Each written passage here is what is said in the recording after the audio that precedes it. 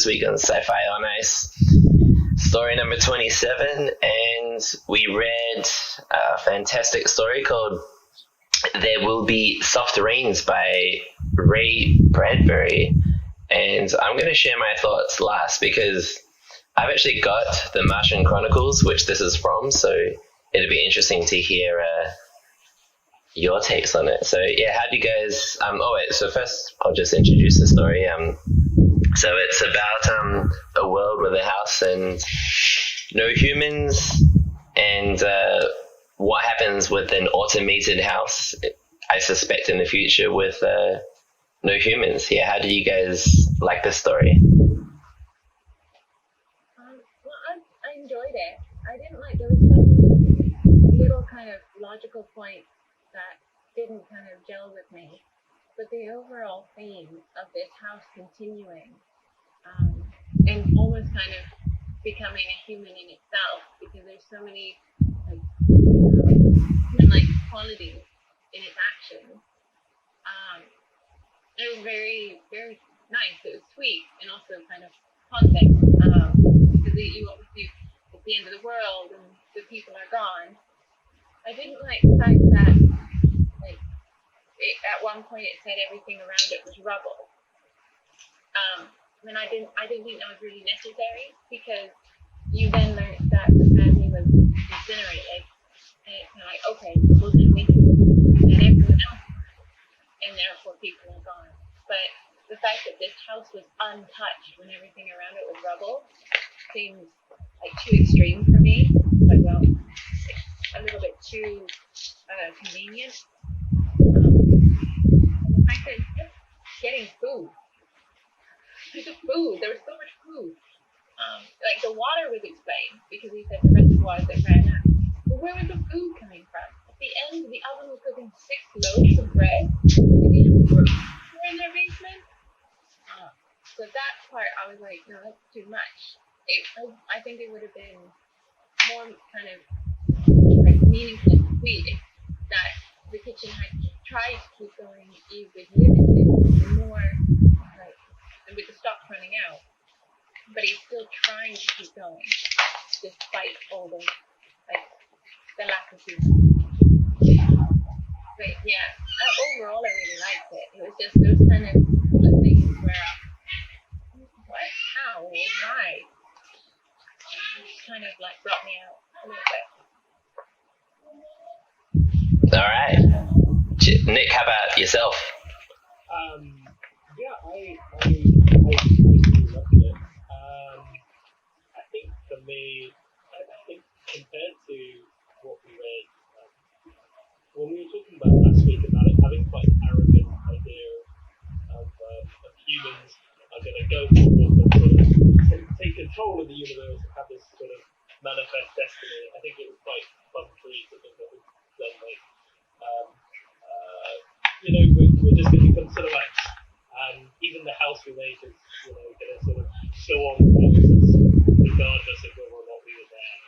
I kind of thought it's quite pessimistic out there, but I quite liked it.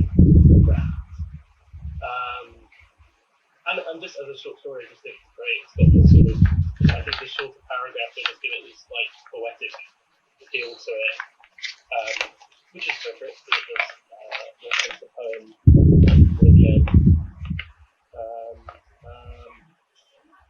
Yeah, now because obviously now that you've mentioned the sort of 10 dozen eggs, 6 loaves of toast, etc., it does then put a question on, well, how long has it been? Is this like 2-3 days after the disaster? The dog is starving. The dog is sticking bones. Like, what's that thing? Skin and bones. I think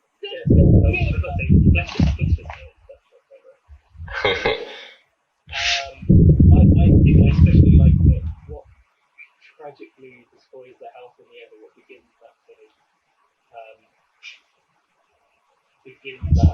process is like that you can't escape. It's just the trees. It's the trees that are just sort of this natural decay that does it. You can't sort of escape the rubble around you. And then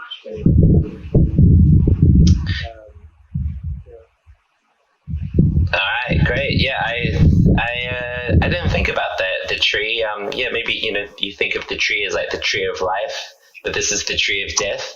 That's kind of cool. Yeah, I like this story too. For me, it evoked like the impression I got reading this story was that this is like the shell of human existence. This is like you take away humans, and this is the shell or the cavity that is created by humans, and it tells this story about. I think it sort of tells the story of what's happening, like the emptiness of life. So it's like absences, the absence of human life, and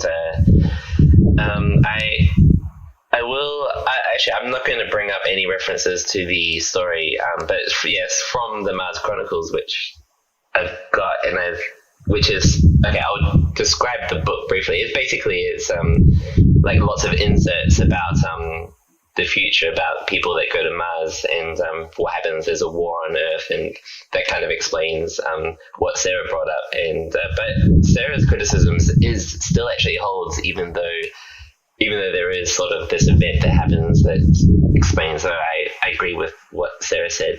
But yeah, no, I think it's sort of tough to tell a human story without humans, and so in that sense, it did it quite well. In that sort of, I don't know, that sort of the shell of human existence, and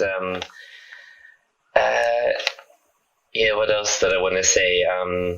Maybe before we get into it, we'll talk about the details later. I think, yeah, that's my take on the story. It's sort of that absence of humans, telling a story with, and sort of, you can imagine like the cavity of something, and then maybe, yeah, go on. Well, I was just going to say, like, that's kind of what I found sweet about it. It's like, you can almost imagine these robot voices, or even like, how he described the little lights coming in, cleaning up the mud after the dog comes in, and how they were annoyed. Like, oh, that's so much mud, tracking in dirt. But actually, I was with the dog. They probably had nothing to do for a couple of weeks. So it's kind of, human in a way that you don't really kind of say how you feel, but you're putting on a show like, no, how dare you? And how they're constantly asking or serving the food and providing their comforts and running the bath and clearing the food, and the voice asking, what is that a lake like? Like this constant seeking, but there's no one there. Like they still are just trying to do their job, and they're not kind of giving up or realizing that there's no one there, no one receiving it. And there's something very sad and sweet about it. And so, yeah, it does personificate the house. It does make it a very readable story, despite the fact there's no real person or character, no protagonist. And yeah, it was a very, very good story, very well written. But yeah, it's just those little kind of logical, kind of questions of the backstory and what's behind it that just caused me to not fully enjoy it. Yeah, the structure. Oh yeah, go on. I was just going to mention when you said about the dog coming in and the robot sort of annoyed at the mess. It's literally the house dog on death's door, and instead of there being any sort of emotion to that, the house is going, you caused me so much mess. There's sort of like bittersweetness to that. There's sort of final moments, and it kills all that. I just think of like, the 50s housewife, and like actually she'd really like to just say to the husband, like, I wish you would spend more time at home or something, when in actually she's just kind of getting annoyed. That kind of 50s stick up her lips, cover you, don't let them really know. But it's like, making this, well, you have all to do for the past 2 weeks. Be glad you've got something to do. You must have been bored. I like how the structure of the story, it was sort of, it's the same as a regular how do you say, like a story that, although, no, I was going to say like the structure of reaching sort of the three, what do you call it, the three parts of a story, like what's at stake at the end of the conflict, and then there's the climax and a resolution. It satisfies those aspects of the story, which I think is difficult to do without humans or aliens or some kind of, what do you call it, active protagonist. But then again, like the same with the tree. Like I like that concept that it was just nature and entropy. Because you can almost even imagine, like think beyond it. Maybe that branch should have been cut down, but because people aren't there, it's been neglected, and so it's become unsafe. Maybe you need to trim them sometimes. But I think if I would have preferred it if like there was like that block, that street, or that cul-de-sac was untouched, but the people were incinerated. But then it was the tree and it was nature and the fire that actually brought everything else down. Kind of. If this idea that when the humans are gone, kind of rebalance and take things back. But I think that would have been nicer for me in terms of if the other houses were still there as well, and maybe they were all kind of carrying on in their own little bubbles. Yeah, I think I like what you mentioned about entropy. Is I think we have this idea that if humans all went tomorrow and disappeared off the face of the earth, there'd still be this, and there would be this massive sort of planet-wide archaeological dig site left. But eventually, nature's going to wash that away. Like there's no permanence to anything we built. It will inevitably decay. And there's something both kind of viscerally terrifying and fascinating about that.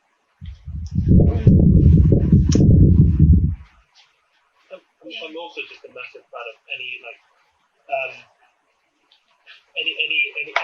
kind of literature. I think I always get very impressed by is when there's a short story or poem or even something that makes you care about something actually on the face of it really trivial. The entire world has been destroyed, and it doesn't say outright, but you kind of think like it's some kind of disaster. You shouldn't really care about it. And yet, I kind of do.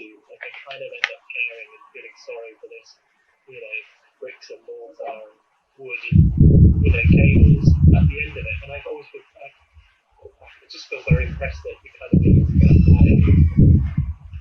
Yeah. And I think in that similar vein, like for me with the food, like I would have found it kind of more bittersweet if they had been struggling to fight the lack and they're running out of reserves, and that the people are, ordering the food. Because I can imagine they're going to have stock, but it would have to be ordered, like any store.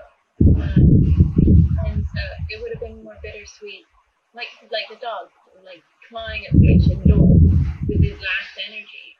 It's that kind of, you're so close and yet not close enough.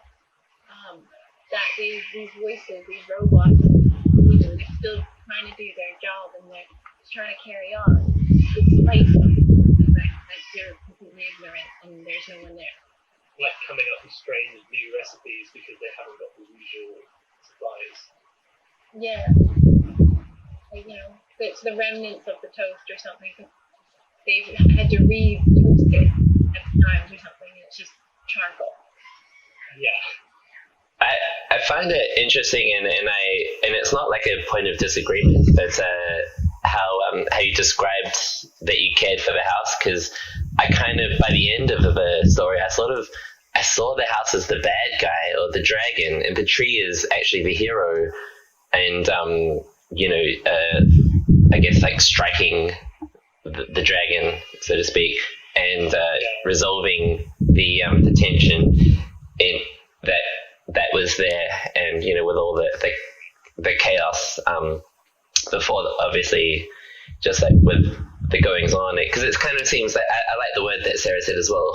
It was very haunting. The idea of that fully automated house with doing things when nobody's there, and it just seems so empty. Still putting on a show for kids in the nursery, you know.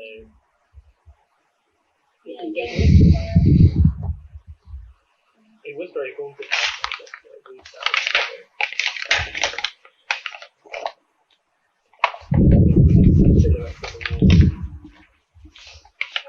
And I like the story. I definitely didn't get the impression that you were the bad guy, though. It was more like the fire was just a bad thing to do with it, really, in the house. They're hard to doubt it, and to, the little lights are coming out with their little stick. I can imagine it's going to be like a spit of water, and then running back to get more. And it was just so kind of sweet and sad. Like, you're really not going to stop me. Because the way he's describing it, rolling up the barrel, each in his room. Like the fire itself has character and purpose. And they're trying their hardest to fight the fire.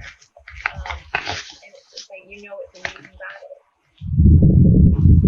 The hoses were described as snakes, so that sort of I guess evoked a bit of bad guyness in the like it's the bad guy, right? It's got snake arms, trying to I'm dying, but let me know. And the tree of life wins. No, I don't. Well, I just think hoses, especially if they were on fire, they're gonna whip back and forth in the heat as if they're snakes. Don't have to legs. So to me, that was just well, I'm sure there's a term for it, but it helped me imagine it. Like, it was the visual. Mm-hmm. But I like snakes. I think they're good. So that's why that didn't used as a negative view. I also think that the nature and the tree and the fire, they don't, it doesn't care.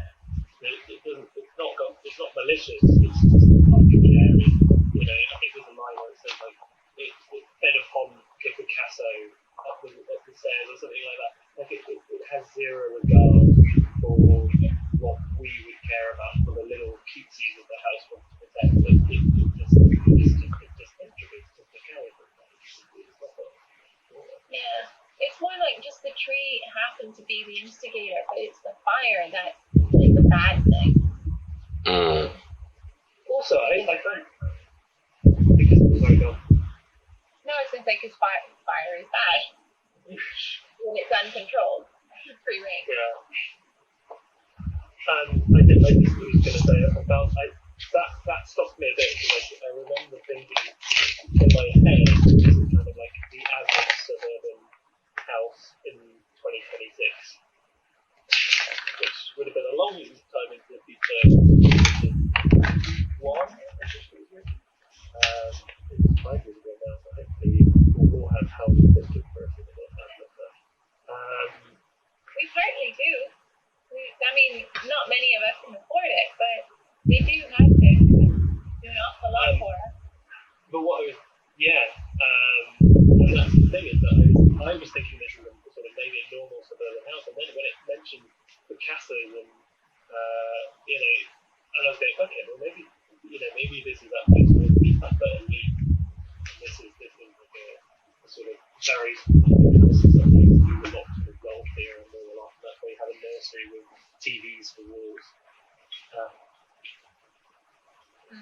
Yeah, no, you're right though, because I was thinking this is however long ago the story is written, them thinking, 2026, everything will be modern, and we'll have spaceships and silver suits, and that kind of day. But, then, you're right, I had the same thought when it said about Picasso with Matisse, and you're like, Wait, what? Where you got Matisse and Picasso? So it's like, in the future, the rich will have these amazing places. The rest of you are still, fairly ordinary. The rest of you suckers. Yeah.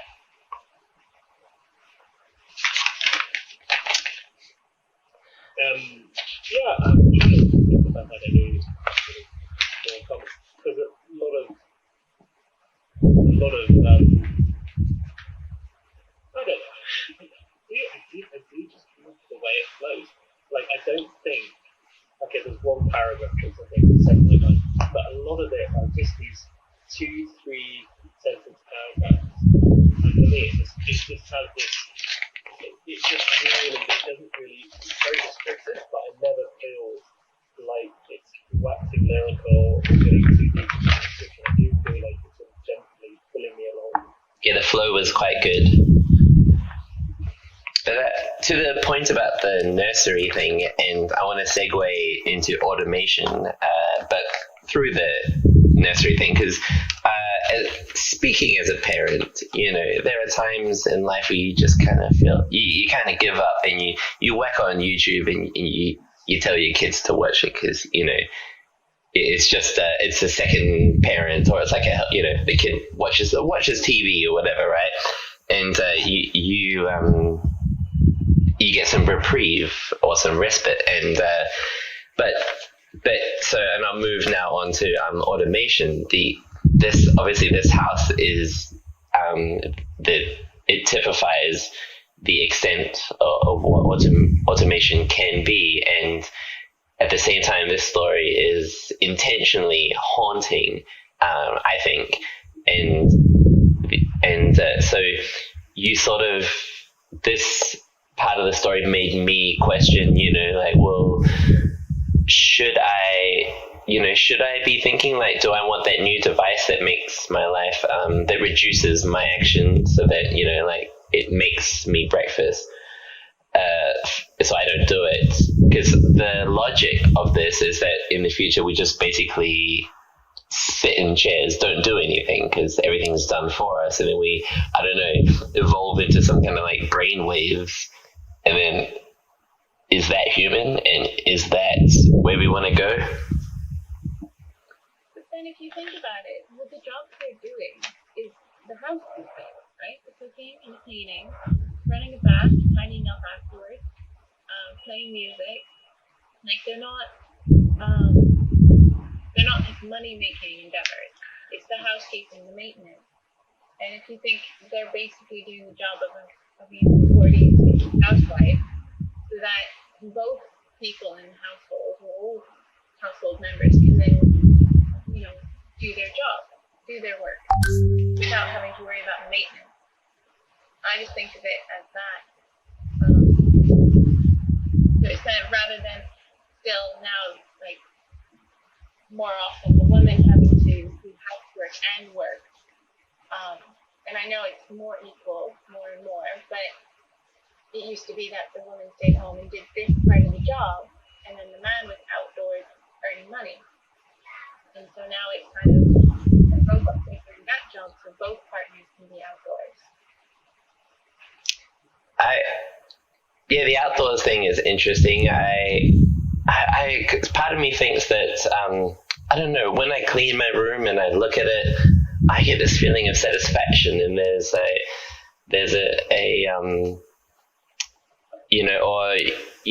even when it's, I don't like doing it when I'm doing it, like the dishes at night, but after it's done, I don't know, I do get a sense of satisfaction of, having completed some mundane thing, even if I struggle with it, and if I feel anxious for whatever reason, because, I'm thinking of something else I want to do.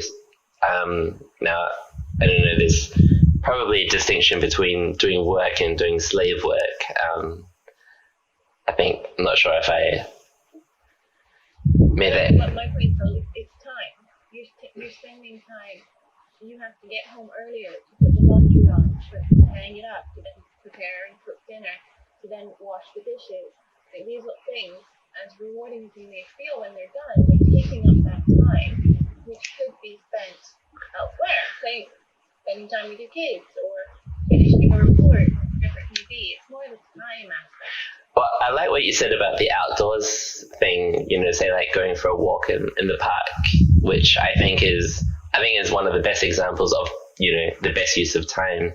But at the same time, there's other people who replace that with virtual reality, right? They sit on the couch and then they watch the outdoors, and they get sort of Not everyone, but some people do. They are satisfied with that sort of replacement through, I guess, technology. It's not automation, is it? It's different.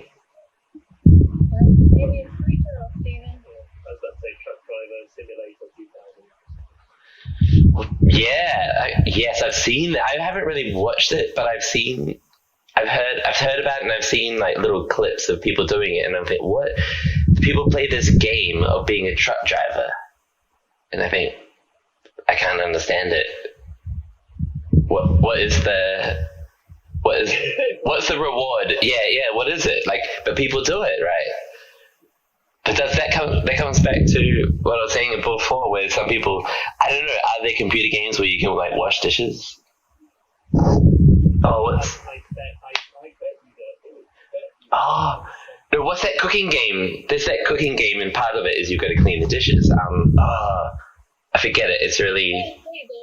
There's all these kind of sim virtual reality things where people have like online wives and online jobs and like you create this whole other persona in this virtual world. So yeah, they probably would be doing chores there. If they've got to do mundane things like give an office job.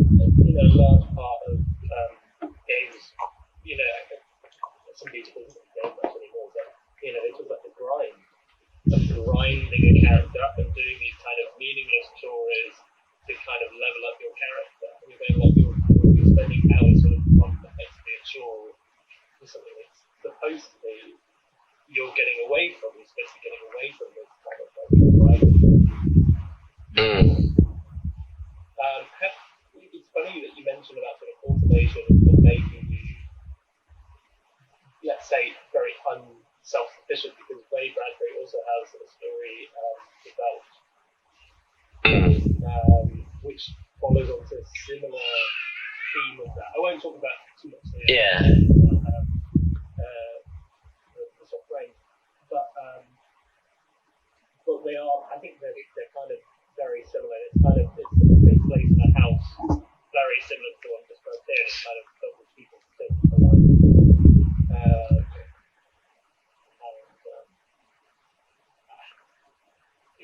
It's interesting. I think that the automation of, it's that we make these things to do it for us, to give us free time, or because we're lazy, or however you want to say it, and then they continue doing it after we're gone. And it's kind of like, almost feels a bit more meaningless afterwards. That you have this great technology, you used it to cook yourself breakfast, and got on something for the nursery and the kids.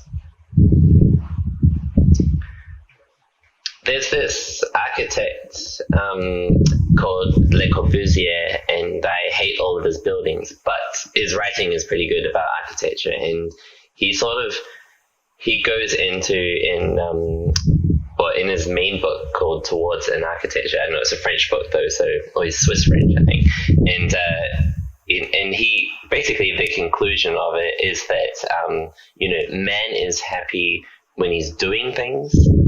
And I think in French, actually, he says making things, but the translation is a bit different. But and so there's that, he says that, and like when you read it, I believe it, right? And then, but at the end of the day, like humans tend towards automation and trying to reduce all these what I guess we would describe as chores, but it sort of, I don't know, it becomes. Maybe, although I do like what Sarah said, it's sort of like a freedom thing, a freedom from, so you don't have to do it, and that you can do it if you want to do it, I guess, but then, yeah, you get that time to choose what to do. I think it is definitely personality to personality, because I've known, for example, people who in the UK are eligible for help, and it's just somebody, older people they will, and somebody from the government will pop in, maybe cook you a lunch or dinner, help tidy up a bit, and then go their way. They'll just pop in during the day. It's not like doesn't ruin your independence, doesn't do anything like that. And yet I've seen people go, I don't want that. I can clean my own home, even if they're actually struggling to do those things, for whatever reason, like health reasons or things.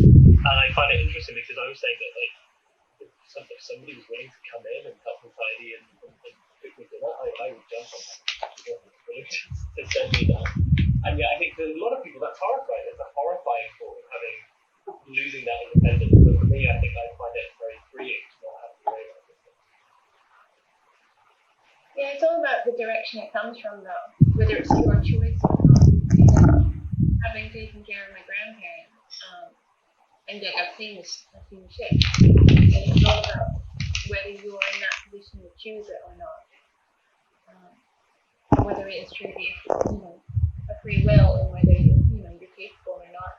And I think that's the frightening thing, is that you're then not capable of taking care of yourself, and it's the inevitable decline. So it's really frightening. Yeah. Just to bum you guys out there.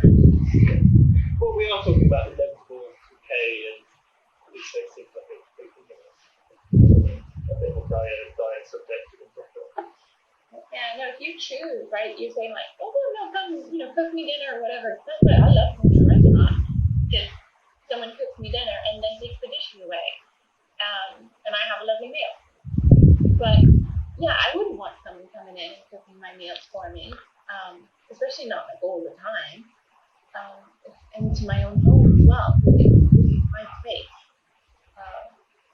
It's whether I have the choice of inviting them, or whether it's kind of an obligation, maybe from family or something, or the state. That makes me think about death in a way where, you think of, I guess, preferable death. And in this story, I'd want to be the tree, like dying heroically, and not like the dog begging for food, and no disrespect to the dog in the story, of course, but you know what I mean. It's like, or just, I don't know, it is haunting because we all have to face it, and we all have to deal with it in our own way. But yeah, preferable death. I'm gonna be a tree. I'm gonna. Yes, that is honorable. Rather than, I think it says something about like the dog crossed over the mouth, chasing the tail for an hour and died, and it's quite like it's sad. Oh yeah. It's literally a bang or a whimper. Yeah. Like setting a house on fire where you die, whimpering, and you're incinerated by the house within a couple of hours. Yeah, I mean, I kind of wish I was like, in the Middle Ages and get like a sword through the heart or something and be like, game over. Yeah, just like for my village in, I don't know, Dorking or something like that, Yeah.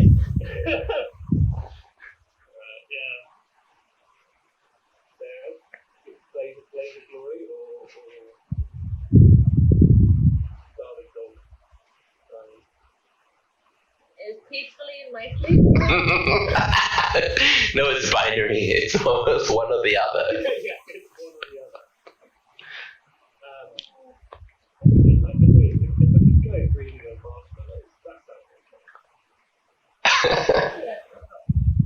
Even if it is that I get to that age, I'm probably going to need a hell of a lot of pain. Heavily medicated as well, preferably. Good point. Yeah, medication would be not too bad.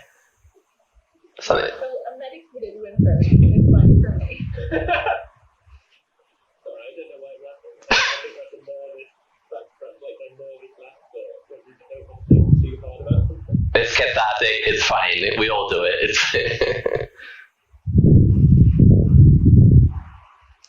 Anyway, let's bring it back to the story. Yeah. Oh. Do our stories. Yeah, let's do it. Okay. My computer is kind of fine. Okay. I'll go first. Yeah, I really like this story. Yeah, I like the discussion, and I'm gonna give it a 391.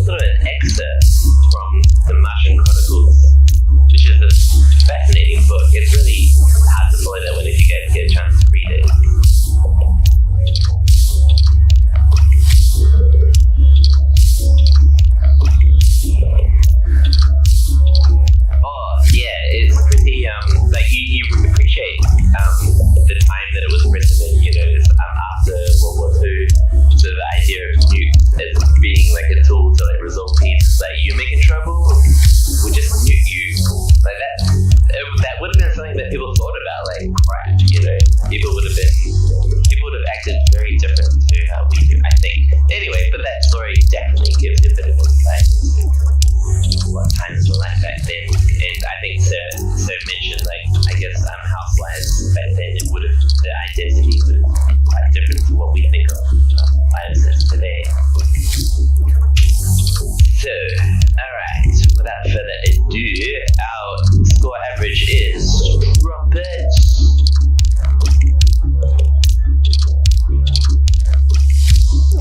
396. Pretty good. Not bad. It's almost an 8 out of 10. And where does it? You know, it's not bad on the table. We got Tony and the Beatles at 411. Second Variety, Philip K. Dick, 397. And it's equal with Immersion, the French Vietnamese story that I didn't understand correctly when I read it, but I knew she was French Vietnamese. I knew that much, but that was a good story. So it's equal. I wonder how I'm going to do that on the table. So do they just stand side by side, or maybe? It's a riddle for you. All right, excellent. Obviously, mine should go ahead because I like this thing. Well, but you can figure that one out. Maybe you give me a vote.